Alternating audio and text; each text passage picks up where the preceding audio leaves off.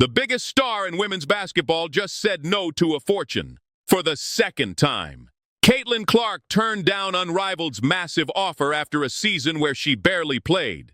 13 games. That's all she suited up for in 2025 before injuries shut her down completely. The 3-on-3 league thought they finally had her. They held roster spots open, dropped hints on social media, let the speculation run wild, and she ended it with one simple message: stop using my name. Unrivaled came at Clark with everything: a 7-figure salary for just 8 weeks of basketball. But that was only the beginning. They offered her equity in the league itself, revenue sharing that would tie her earnings to the company's growth. The same Messi-like package they dangled last year when she first said no. League sources estimated the total value could hit 9 figures across multiple seasons when you factor in ownership stakes and merchandising rights. Compare that to what the WNBA paid her: $78,000 for an entire season. Unrivaled was offering more than 10 times that amount for 2 months of work. Other players in the league were making over $200,000 on average, all getting equity stakes. The money was real, the opportunity legitimate. Clark didn't even negotiate. She just walked away like the offer meant nothing. The league founders, Brianna Stewart and Nafisa Collier, personally recruited her. They brought in her former Iowa teammates to make her comfortable. They expanded from 6 teams to 8, from 36 players to 48, hoping she'd fill one of those final spots. President Alex Bazell went on record saying she'd always have a home in their league. But none of it mattered. Clark had already made her decision long before they started their roster announcements. 2025 was supposed to be Clark's breakthrough year in the WNBA. Instead, it turned into a nightmare. She suffered a groin injury against Connecticut in mid-July and never came back. The Fever had to navigate the rest of the season and the playoffs without their franchise player. Clark watched from the bench as her team pushed all the way to the semifinals before falling to the Las Vegas Aces. 13 games played, the first time in her entire basketball career at any level that injuries kept her out. With all that time off, Unrivaled saw their opening. The league announced 46 of their 48 players throughout the week, saving 2 spots for what everyone assumed would be the grand finale. Social media went crazy with speculation. Sports Business Journal even reported that league officials were in productive negotiations with players who just needed a little more time. The breadcrumbs pointed straight to Clark and maybe Aja Wilson, the MVP, who also skipped last season. Front office sports crushed those dreams instantly. Clark wasn't joining. She wasn't negotiating. She'd told them no months ago. The league tried spinning it as ongoing discussions, but Clark herself ended all speculation during her exit interview. She made it crystal clear: Unrivaled needed to stop using her name. She wasn't playing, had never been close to playing, and wanted everyone to know it. The timing couldn't have been worse for the league's credibility. What made this even more devastating was the labor situation in the WNBA. The collective bargaining agreement expires at the end of October. A lockout seemed possible. Unrivaled positioned itself as the alternative if WNBA players couldn't reach a deal. Having Clark on their roster during a work stoppage would have been massive for legitimacy. Instead, she made it clear she had zero interest in being their backup plan. Clark doesn't need Unrivaled's money. She pulls in $16 million annually from endorsements with Nike, Gatorade, State Farm, and a dozen other major brands. That $78,000 WNBA salary is basically nothing compared to her off-court earnings. So turning down even a massive contract wasn't about needing more zeros. It was about what actually matters to her development. Team USA sits at the top of that list. During her October exit interview, Clark mentioned USA basketball multiple times, training camps in March,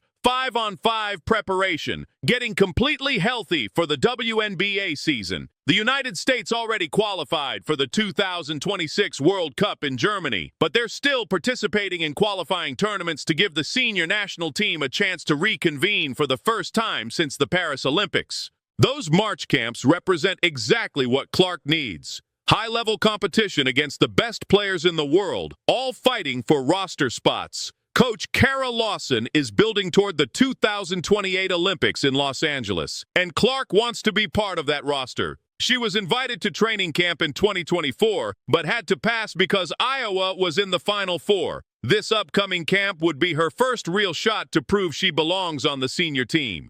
The format matters too. Unrivaled plays 3-on-3 on a slightly smaller court. Team USA plays traditional 5-on-5. For someone whose entire game is built around reading defenses, creating for teammates, and running complex sets, the 3v3 format doesn't translate. She needs to practice the style of basketball she'll actually be playing at the highest level. Those USA basketball scrimmages are reportedly as competitive as real WNBA games because everyone's fighting to impress coaches. That's infinitely more valuable than dominating a league that doesn't match her skill set. Clark also mentioned needing to find ways to play actual 5-on-5 during the offseason just to maintain her feel for the game. Spot shooting in practice is completely different from game action with live defenses and real pressure. Unrivaled couldn't offer that. Team USA could. The choice became obvious once you understood what she was optimizing for. Long-term excellence, not short-term paychecks. This is where Clark really drew the line. She didn't just explain why she wasn't joining Unrivaled, she called them out directly for using her as promotional bait. Her exact words cut through all the corporate speak. "They used me for promo all last year." She let it slide initially, hoping they'd stop and make it clear to fans she wasn't involved. But Unrivaled kept the speculation game going, dropping hints and teasing announcements. Clark finally had enough. She went public specifically to end it. Stop playing with her name. Stop leveraging her brand to promote a league she'd already turned down. She wanted fans to understand she was never in negotiations with Unrivaled, not for the second season. She'd told them no a long time ago, and they knew it. Yet they continued building marketing campaigns around the possibility of her joining. This was a calculated power move. She could have stayed quiet and let Unrivaled continue their speculation game. Instead, she publicly embarrassed them by revealing they'd been stringing fans along with false hope. The message was simple but devastating. Respect her decisions or get called out. No more playing nice. No more letting leagues exploit her name for their benefit while she gets nothing but unwanted pressure. The timing mattered too. She didn't wait until after Unrivaled announced their full roster. She shut it down immediately during her exit interview, right when media attention was highest. That ensured her message reached maximum people and left no room for spin. They couldn't claim she was still considering the offer anymore. She'd drawn a line, and crossing it would make them look desperate and dishonest.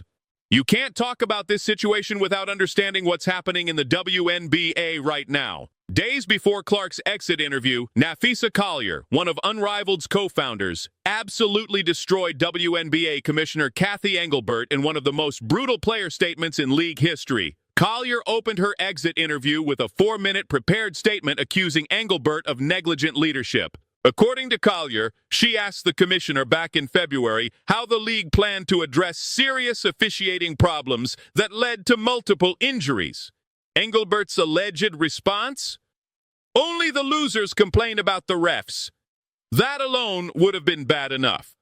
But Collier also asked about the massive pay disparity between veterans and rookies like Clark, Angel Reese, and incoming star Paige Buchers, who generate enormous revenue but make basically nothing for their first 4 years. Engelbert allegedly said Clark should be grateful she makes $16 million off the court because without the platform the WNBA gives her, she wouldn't make anything. The commissioner supposedly also told Collier that players should be on their knees thanking their lucky stars for the media rights deal. The mentality driving the league from the top, according to Collier, is that the WNBA succeeds despite its players, not because of them. Engelbert denied making those specific comments, calling them inaccuracies and blaming emotional CBA negotiations for spreading misinformation. But the damage was done.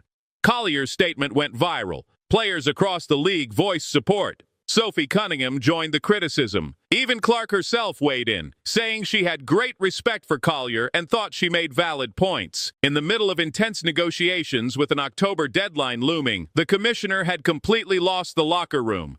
This context makes Clark's unrivaled rejection even more interesting. Collier founded the league specifically to prove women's basketball could be run differently, to give players an alternative to going overseas. She's using her experience running Unrivaled to criticize how poorly the WNBA operates. And yet Clark still said no. That tells you everything about where her priorities lie. She's not trying to make a statement against the WNBA. She's just focused on becoming the best player possible, and that path runs through Team USA. Here's what doesn't get enough attention. Everyone around Caitlin Clark benefits from her existence, except Clark herself. Her teammates get more national exposure. Opposing players get measuring stick matchups. The entire league profits from attendance records, viewership spikes, and merchandise sales. The WNBA's media rights deal improved significantly because executives knew Clark would drive eyeballs for years. And what did Clark get? $78,000. Sure, she has endorsement deals, but those came from her college success and personal brand, not WNBA generosity. The league wants credit for her platform while paying her basically nothing relative to the revenue she generates. Multiple analysts pointed out that Clark deserves to start benefiting from her own star power instead of letting everyone else get rich off her name. She's been carrying women's basketball on her back since Iowa. She's dealt with physical play bordering on dirty. She's handled media scrutiny that would break most athletes. And through it all, other people have been cashing in on her success. At some point, that had to stop. The unrivaled rejection was Clark finally putting herself first. She wasn't worried about helping a startup league gain legitimacy or giving anyone else a boost for their business venture. This decision sends a message to every organization trying to leverage her name. They can't just assume she'll show up because it benefits them. They have to offer something of value to her specifically. Unrivaled offered money and equity, which sounds great, but it didn't offer what Clark actually needed. High-level 5-on-5 competition, a format matching her skill set, preparation for the basketball goals that matter most to her. Without those elements, no amount of money would change her mind. The broader point is about athlete empowerment done right. Clark isn't being difficult or greedy. She's making strategic decisions about how to spend her time and where to invest her energy. She evaluated Unrivaled's offer, realized it didn't align with her long-term goals, and said no twice. That takes serious conviction when the entire basketball world is pressuring you to say yes. Unrivaled now faces a credibility problem. They positioned themselves as the destination for elite women's basketball during the offseason. They secured investors, got a TNT Sports television deal, expanded their league, built state-of-the-art facilities. They did everything right from a business standpoint, except they couldn't land the two players who would have legitimized their entire operation, Caitlin Clark and A'ja Wilson. Wilson also turned them down, reportedly preferring 5-on-5 and not interested in playing year-round. Losing both Clark and Wilson leaves Unrivaled without the star power necessary to truly compete for mainstream attention. Yeah, they have talented players, but casual fans tune in for superstars, and they just got rejected by the two biggest names in women's basketball. The league tried spinning it positively.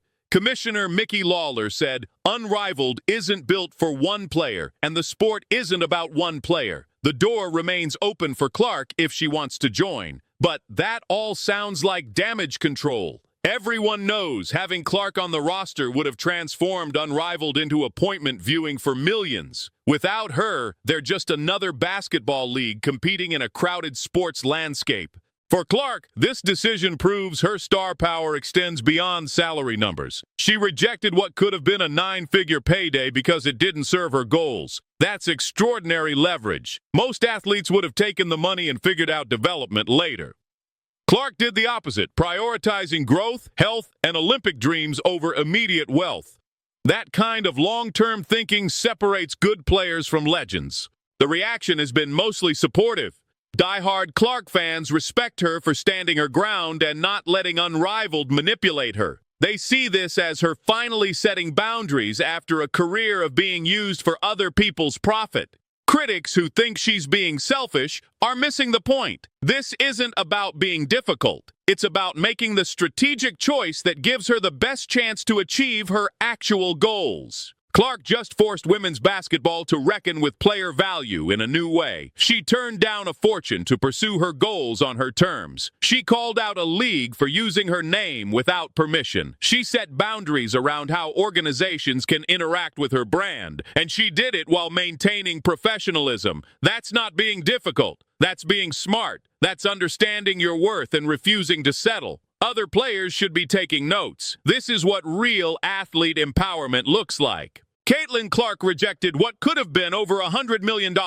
She chose Team USA over paychecks. She chose development over publicity. She chose protecting her brand over helping a startup gain credibility.